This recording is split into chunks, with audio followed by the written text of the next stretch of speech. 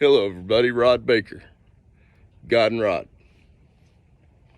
And I've been inspired to do this video today because God has been extremely faithful in bringing me allies. You know, the beautiful thing about a spiritual battle, depending on the side you're on, but you already know it's won. My dad often talks about it's kind of like World War II when we were fighting the Japanese, and though they surrendered, there were still Japanese soldiers on certain islands that had not been made aware that the war was over. And so we had to go round them up. Well, I can see it that way. I truly can. But I'm more apt to see it as there are so many people out there that don't realize that the war was over. And so they continue to allow themselves to be manipulated, attacked, hoard, abused by the enemy. Rather than standing up and saying, I'm a child of his. You can't touch me. I walk in that. And I'm not talking about whether or not you cuss or whether or not you whoop somebody's ass or, I'm not talking about being good enough. I'm talking about believing, because the more you believe, the more faith you have, the more God changes your habits. See? Everybody wants to get good enough to get to God, if they even want to go to God. I have come to find in the last couple years that there are people who would rather believe in something so ludicrous rather than giving God a chance. And when they do give God a chance, they lose faith in that because of their own selfishness, their own self-centeredness. They refuse to let that go. I've got this beautiful friend named Phil that I listen to quite a bit. And Phil's fantastic because Phil talks a lot, but she talks a lot because she says a lot. And I can only imagine what it's like for her fella. I've never seen or heard anything from her fella, but I'm sure he holds her precious, man, because she is precious, gifted, truly gifted, and knows it. And you can't be that gifted unless you know it, unless you believe it yourself. You can't be that gifted. You can't be protected unless you believe you're protected. See, if you want to run around out here and believe the lies that, that people are conned into something. Now, I can understand if they drug you or if, they duct taped you. I can understand being powerless. But you have the freedom of choice. God gave you that. And you have the ability to bind those things.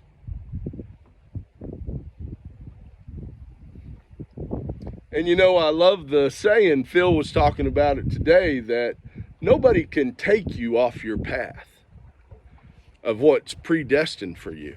Nobody can but you. You're the only one that can put yourself in that position to not be obedient, to not live that life of abundance, of prosperity. You want to make heavy going of it? Continue on. I'm sure you'll do a good job of making heavy going of things. But if you want to live a life of freedom, a life of love, a life of gifts,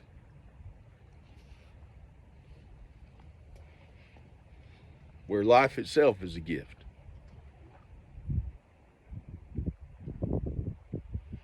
and find your way back to your Creator. Be willing to give up everything for that. Because I promise you, none of this other stuff matters. It's all dust. Dust we started out, and dust we will become. And that's just the truth. You will become dust once again.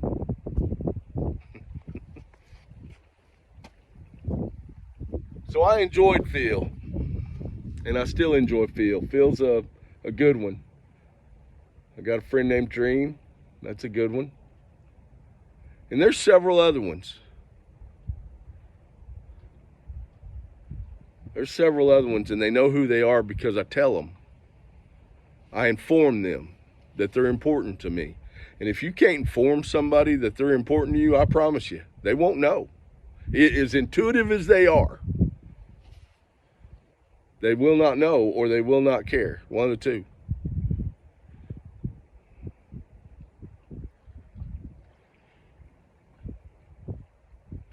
You know, what you think of somebody is not their business. And what they think of you is not yours. It's what you show them. It's what you show them. And, you know, if you can't stand up for that relationship, I've seen too many husbands, you know, be deceived and distracted by something else, whether it's work or drinking or other women or whatever the case may be. Massage parlors. I had a brother-in-law who really liked massage parlors. I don't remember how it got wrote off of his taxes. But anyhow, the other important part of it is I've seen too many wives go through the same thing. You know, in that union between a husband and a wife, I've seen women that married somebody that loved them, that truly loved them, was willing to give their life for them. But they did it to try to make someone else want them more, make some other fellow want them more. I've seen that.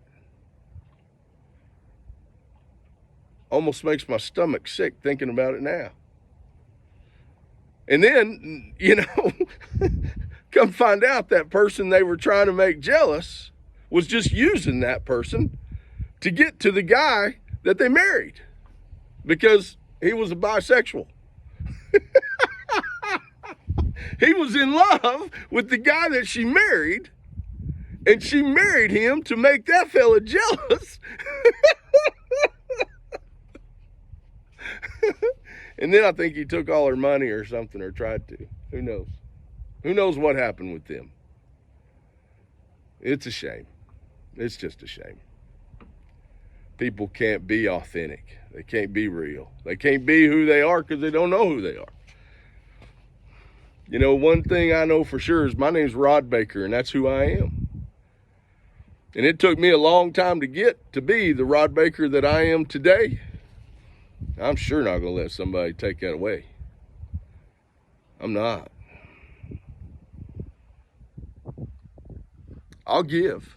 I got no trouble giving you my life. But if you don't take good care of it, I can't trust you.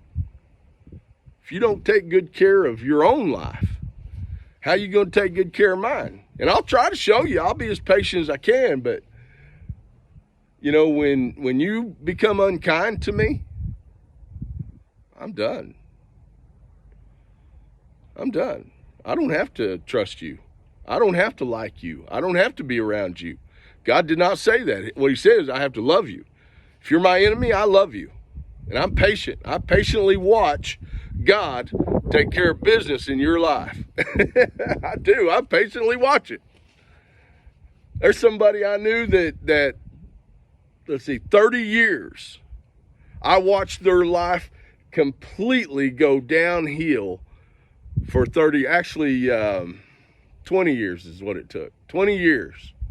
I watched their life just become like a garbage disposal. A garbage disposal. It was pathetic. They had it coming. They tried to fake the funk. They tried to fake faith. You can't fake faith. You cannot fake faith. It's impossible. But try. I like being entertained by that. I like being entertained by watching you preach something you don't even believe in, just to try to get something from somebody else, when God's going to take that from you anyway and take whatever you have.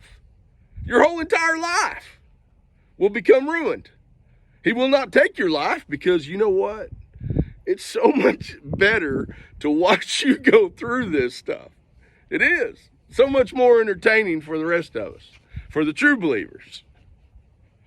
So much entertaining.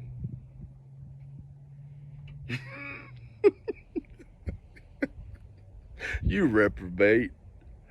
You freaking reprobate. You don't have a chance. Somebody was telling me about a vision they had of somebody being pulled down to hell by their hair.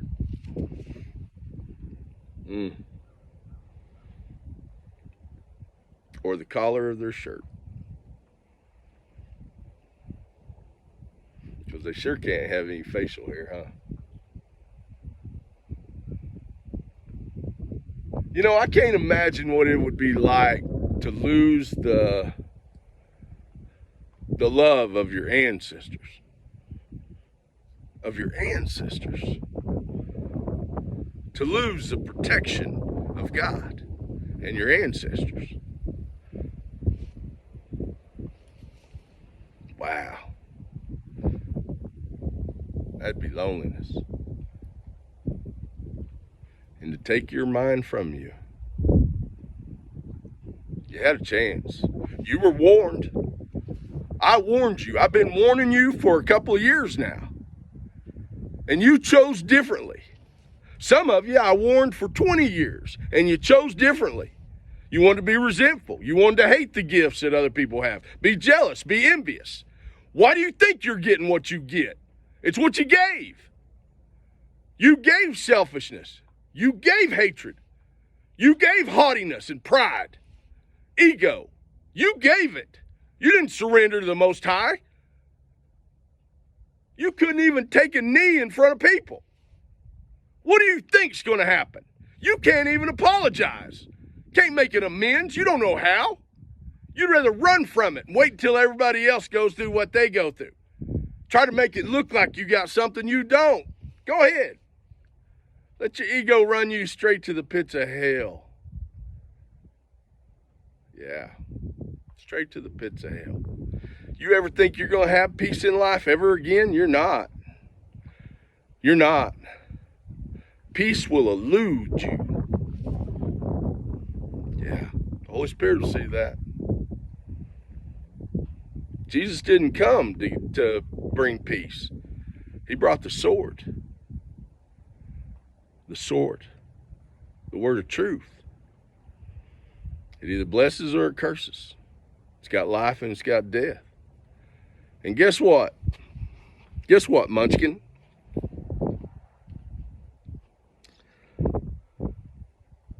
There comes a point in time when you can't go back. There comes a point in time when you're too far gone. Yeah, when you've committed blasphemy. You phony. Yeah, you did.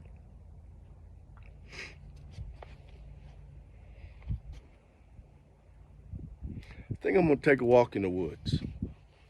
It's always peaceful. See ya.